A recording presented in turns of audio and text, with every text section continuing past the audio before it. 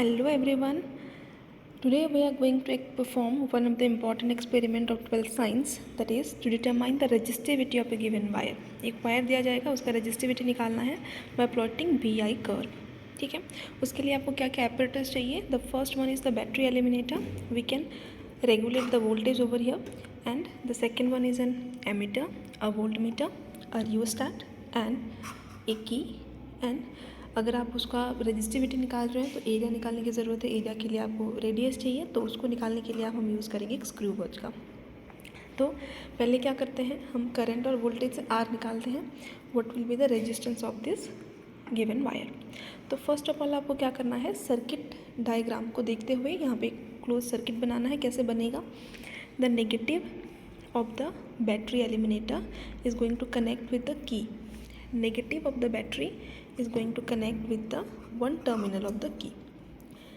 Next terminal is connected with the lower end of the rheostat. Next terminal is going to connect with the lower end of the rheostat. The next आपका upper end जो होगा दूसरे side में, upper end is connected with the negative of the voltmeter.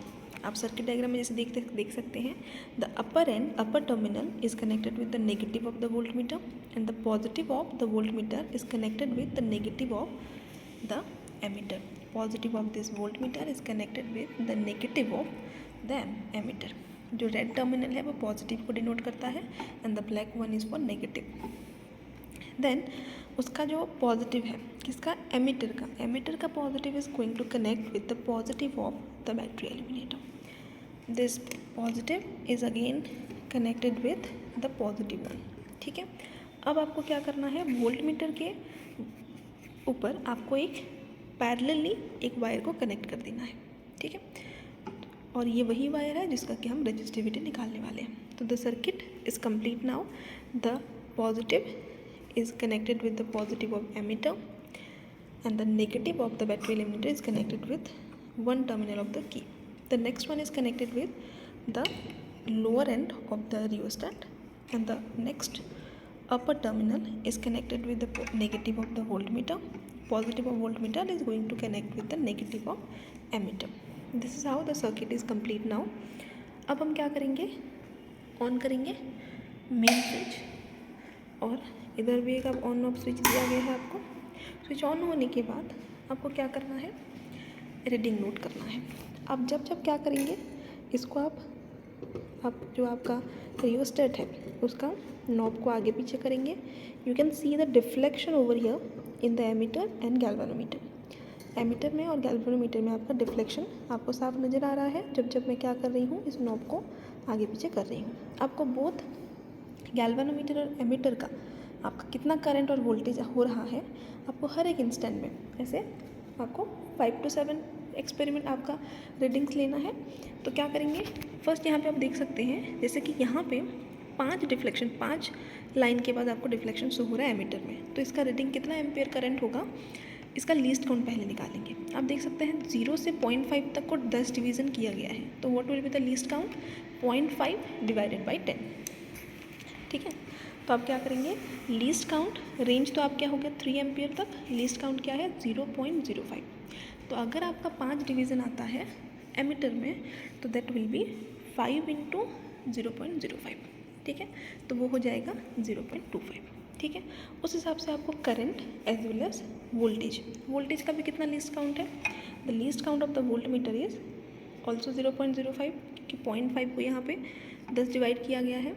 तो यहाँ पे कितना reading आएगा, अब इस केस के लिए तो आप बोल सकते हैं यहाँ पे 4 डिफ्लेक्शन है तो 4 इंटू 0.05 दैट इज 0.20.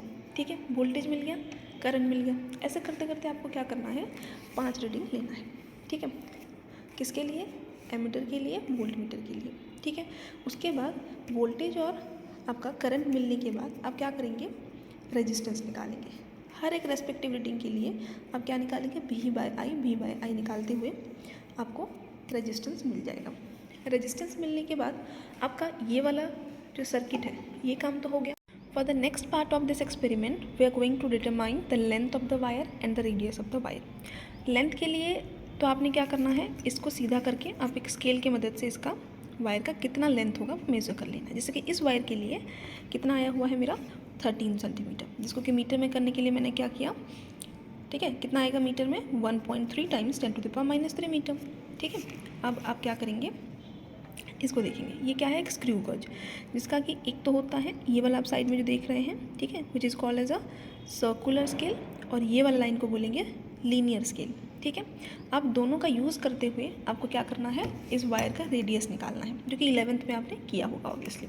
ठीक है, अब अगर क्या करेंगे, इधर इसका डिटेल वीडियो तो मैंने पहले से बना रखा है, ठीक है, आप वो देख सकते हैं, या फिर आप क्या करेंगे, इधर से थोड़ा बहुत जितना भी समझ आएगा, आई होप आपको समझ आ जाएगा इतने में भी। ठीक है, यहाँ पे क्या करना है, आपको 3 रीडिंग लेना है। फर्स्ट ऑफ ऑल आपको क्या करना है, इस वायर को इस स्क्रू गज में इस तरह से इस नॉब को आगे आगे आप करते हुए क्या करेंगे, इसके अंदर फंसा लेना है। ठीक है, हिसाब से कुछ इस हिसाब से आपको लगा लेना है। इसको लगाने के बाद आप देख सकते हैं मेन स्केल का कुछ भी रीडिंग यहाँ पे शो नहीं हो रहा है, मतलब यहाँ पे जो लीनियर स्केल होगा which is also called as main scale, ठीक है, LSR मतलब क्या है, लीनियर स्केल रीडिंग वो 000, क्योंकि यहाँ पे कोई भी रीडिंग लीनियर स्केल में तो नहीं दिखाई पड़ रहा है।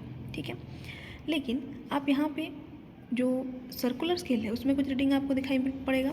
वो कैसे निकालते हैं, आपको क्या करना है, यहाँ पे जो आपका एक बेस लाइन दिख रहा है छोटा सा, उस बेस लाइन को आपको क्या करना है, कौन सा पॉइंट है, कौन सा लाइन है जो उस बेस लाइन के साथ कोइंसाइड कर रहा है, वो लाइन को देखना है। तो आप यहाँ पे देखो, ये बेस लाइन है, ये 40 डिवीज़न 41 42 डिवीज़न आ गया। 42 डिवीज़न में आपका जो बेस लाइन है, मतलब आपका ये हॉराइजेंटल लाइन आपको यहाँ पे दिख रहा है छोटा सा, ठीक है, उस हॉराइजेंटल लाइन के साथ कौन सा आपका पॉइंट है वो कोइंसाइड कर रहा है। तो अब यहाँ पे 42 कोइंसाइड कर रहा है, तो आपने लिख दिया कोइंसिडेंस पॉइंट n = 42। ठीक है, उसके बाद आपको क्या करना है, CSR कैसे निकालेंगे, n × LC करेंगे। LC कैसे निकालना है, LC ऑफ दिस स्क्रू गज आप क्या करेंगे, pitch by number of division in circular scale. तो सर्कुलर स्केल में टोटल कितने डिवीज़न हैं, आप इसको घुमा के देख सकते हैं, आपको देखो 90, उसके बाद है 0, मतलब टोटल 100 डिवीज़न है, टोटल 100 डिवीज़न। और आपका लीस्ट काउंट का मतलब, आपका पिच का मतलब क्या होता है, आप एक बार इसको घुमाने से ये कितना अंदर जाता है या फिर कितना बाहर आता है, दैट इज़ 1 mm। तो आपने क्या किया, 1/100 that is 0.01 mm is your least count. तो जितना भी आपका कोइंसिडेंस पॉइंट आया है, सपोज पहले टाइम में जैसे 42 आया था, तो 42 × 0.01 दैट इज़ 0.42। ठीक है, उसके बाद आपका क्या हो जाएगा, अगर ये मोटा वायर होता तो यहाँ पे शायद 1 होता, तो इन दोनों को उसके बाद आपको क्या करना है, ऐड करना होता है डायमीटर के लिए। अब यहाँ पे रेडियस नहीं निकल रहा है, डायमीटर। ठीक है, तो डायमीटर कितना आया, 0 + 0.42 दैट इज़ 0.42। ठीक है, अगर यहाँ पे 1 होता तो ये 1.42 होता, लेकिन वायर हमारा 1 मिलीमीटर जितना भी मोटा नहीं है। ठीक है, दूसरा टाइम पे अब जब हम इसको क्या करेंगे और ज़्यादा टाइट करेंगे, ठीक है, तो क्या आएगा, 38 आया, 38 मतलब 0.38 आपका CSR आ जाएगा।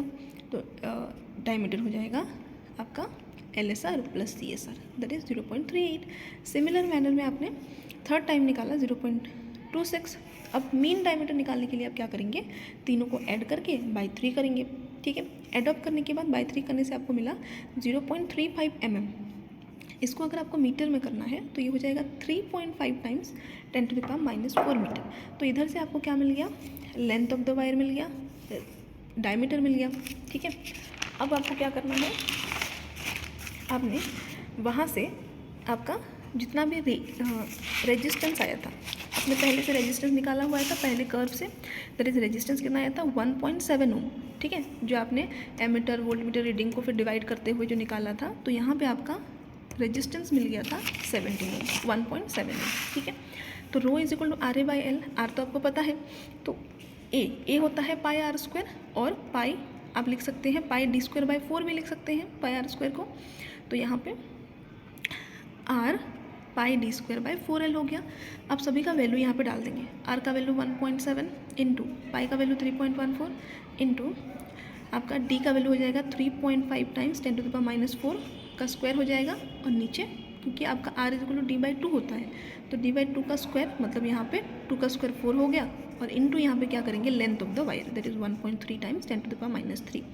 ठीक है, और ऐसा आपको एक कर्व भी बनाना है, कर्व का स्लोप भी आप लेके रेजिस्टेंस को निकाल सकते हैं, मीन करके भी निकाल सकते हैं, रेजिस्टेंस का स्लोप करके भी निकाल सकते हैं। ठीक है, ये कैलकुलेशन करने के बाद हमारा जो रेजिस्टिविटी ऑफ द वायर आया that is about 1.257 into 10⁻⁻4 ohm meter. ठीक है, तो resistivity of the given wire is 1.257 into 10⁻⁻4 ohm meter. Resistivity का यूनिट क्या होता है? Ohm meter. ठीक है, तो this is all about the experiment number 2 I think, that is to determine the resistivity of a given wire by using a rheostat and VI curve. Thank you.